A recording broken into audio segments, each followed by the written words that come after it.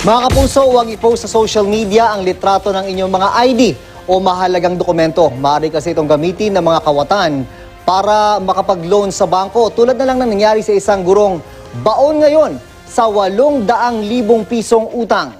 Balitang hatid ni John Consulta, exclusive.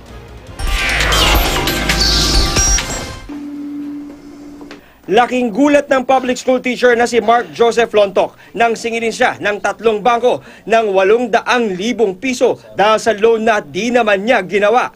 Yan ay matapos magamit ang kanyang ID sa 5 bangko para mag-apply ng salary loan bilang teacher. Ayon sa biktima, kinopya ng kawatan ang ipinost niyang larawan ng kanyang PRC ID sa Facebook matapos makapasa sa board exam para sa mga guro. Yung time na nakapasa ako sa LET, nag-post po kaagad ako. At saka yung pagpasok ko po sa public, pagbigay ng papel ko, pinost ko rin po sa FB. Sa sobrang tuwa ko po. Wala naman akong ginagawang masama. Ang payroll account ni Lontok, kinakaltasan na raw ng mahigit 9,000 pesos kada buwan para sa loan na di naman niya ginawa.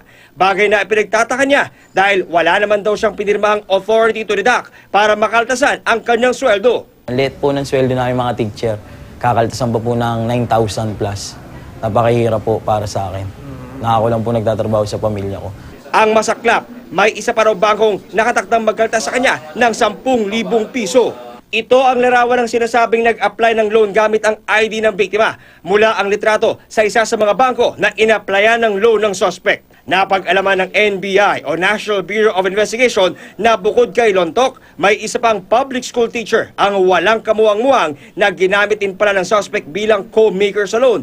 Biktima rin siya ng modus ng identity theft. Kaya paalala ng NBI, usong-uso nga yung mahilig tayo mag-post ng mga impormasyon tungkol sa atin, yung mga litrato natin, mga ID natin. As much as possible, iwasan natin iyon. Proteksyonan natin yung privacy natin. para sa anumang impormasyon kaugnay sa inirereklamong suspect, tumawag lang sa hotline number ng NBI Anti-Fraud o magtungo sa kanilang tanggapan. John Consulta, GMA News.